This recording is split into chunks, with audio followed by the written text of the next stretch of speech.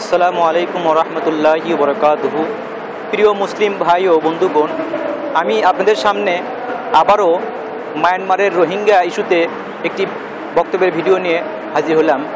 আজকে যে কথাগুলি বলবো সেটি হচ্ছে যে আমি গত কয়েকদিন হলে এই রোহিঙ্গা বিষয়টা নিয়ে এমনভাবে কিছু কষ্ট অনুভব করছি, কিছু বেদনা ব্যথা অনুভব করছি, যেটা আসলে আমার মতো ছোট্ট ব্যক্তি কোনো বক্তব্য বিবৃতি লিখনী মাধ্যমে কোনো অনুভূতি প্রকাশ করা সম্ভব না। সত্যি অনেক কষ্টের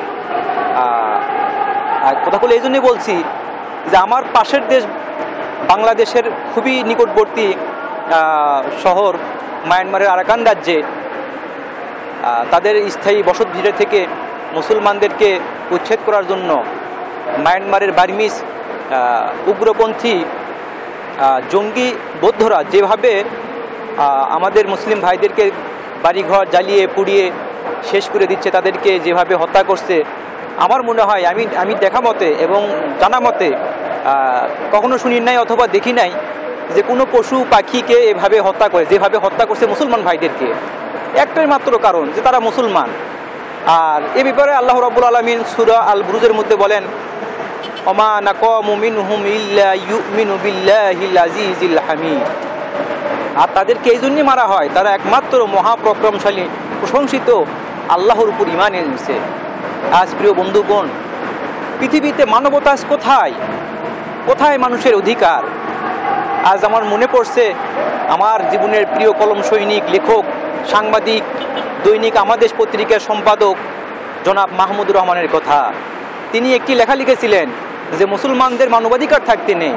আসলে বর্তমান বিশ্বে যে অবস্থা, যেভাবে মুসলমানদেরকে হত্যা করা হচ্ছে, মুসলমানদের মা বোনদেরকে যেভাবে প্রতিদিন ধর্ষণ করা হচ্ছে, মুসলমানদের ছোটো ছোটো শিশু বাচ্চাদেরকে যেভাবে পৃথিবীতে জন্ম হওয়ার পর পৃথিবী সম্পর্কে জানার আগে তাদেরকে দুনিয়া থেকে বিদায় করে দেওয়া হচ্ছে, এবং যেভাবে চারিদিকে মুসলমানদের উপর জুলুম, নির্যাতন, নিপীড়ন, অন্যায়, দুঃশাসন, স্বৈরশাসন যেভাবে কায়েম হচ্ছে, এতে করে বোঝাই যাচ্ছে যে পৃথিবীতে অধিকাংশ দেশ মুসলমানদের হলেও, অধিকাংশ জনগোষ্ঠী মুসলমান হলেও আজ মুসলমানদের মানবাধিকার বলতে কিছুই নেই।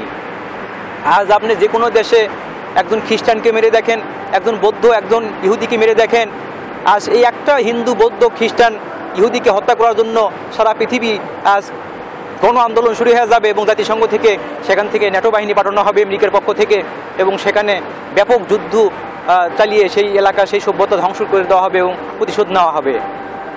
তো তাই প্রিয় বন্ধুগণ, আজ আর আমাদের মুসলমানরা প্রতিনিয়ত মায়ানমার সহ পৃথিবীর নানা প্রান্তে মার খাচ্ছে, মরতেছে, নির্যাতিত হচ্ছে, ধর্ষিত হচ্ছে, এর কোনো প্রতিকার নাই। এর পক্ষে কেউ দাঁড়ানোর সাহস পায় না এবং দাঁড়ানোর চেষ্টা করে না। তাই আমি প্রিয় বন্ধুগণ, আমি স্পষ্টভাবে বিনীতভাবে অনুরোধ করছি সবার কাছে, আল্লাহ রাব্বুল আলামিন সূরা আল ইমরানের মধ্যে একটি আয়াতে বলেন, ওয়াতাসিমু বিহাবলিল্লাহি জামিয়া ওয়ালা তাফাররাকু। আর তোমরা আল্লাহর রজ্জুকে দৃঢ়ভাবে ধারণ করো, আর তোমরা পরস্পর বিচ্ছিন্ন হয় না।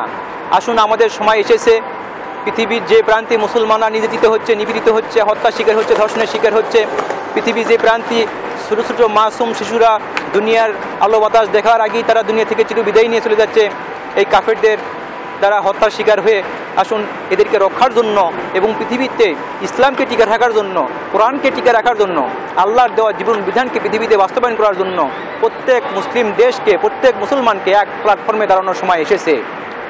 আজ আমরা বাংলাদেশের মুসলমানরা যদি মায়ানমারের মুসলমানদেরকে সাহায্য না করি, তাহলে এমন এক দিন আসবে যেদিন বাংলাদেশের পূর্ব কাফেররা, মুশরিকরা আক্রমণ করবে, সেদিন বাংলাদেশের মুসলমানদের পক্ষে দাঁড়ানোর মতো কেউ থাকবে না।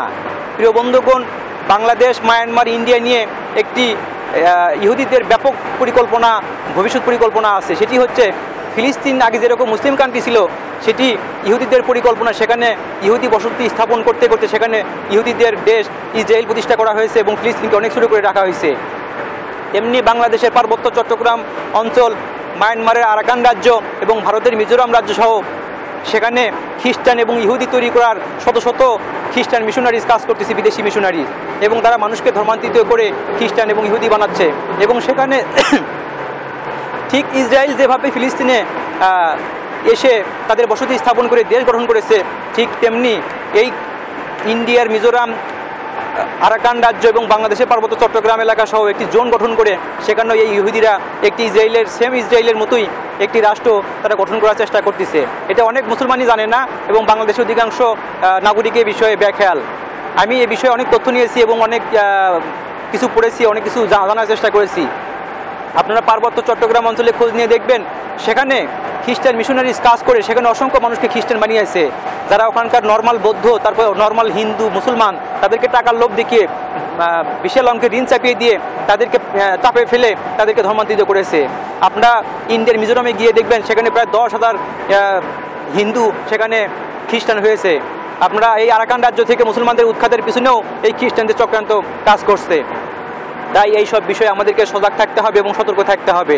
আর আমরা যদি সময় থাকতে সজাগ না হই, আমরা যদি সময় থাকতে আমাদের ইমানি চেতনাকে জাগ্রত করতে না পারি এবং মুসলমানদের রক্ষার পক্ষে যদি আমরা যদি ময়দানে ঝাঁপিয়ে না পড়তে পারি, তাহলে আমাদের সামনে কঠিন বিপদ অপেক্ষা করছে। সেদিন কিন্তু আমাদের মরা ছাড়া কোনো পথ থাকবে না। তাই প্রিয় বন্ধুগণ, আসুন আমরা পৃথিবীর যে প্রান্তে আছি, তুরস্কের এরদোগান, তুরস্কের প্রধানমন্ত্রী যেভাবে এই উগ্রপন্থী বৌদ্ধদের বিরুদ্ধে সোচ্চার হয়েছেন এবং বার্মার মুসলমানদের রক্ষা করার ব্যাপারে পদক্ষেপ নিয়েছেন, আসুন পৃথিবীর প্রত্যেকটা দেশ সহ বাংলাদেশকে সবচেয়ে বেশি ভূমিকা পালন করে তাদের পক্ষে তাদের সাহায্য সহযোগিতা করার জন্য এবং তাদের রক্ষার জন্য আহ্বান জানাচ্ছি।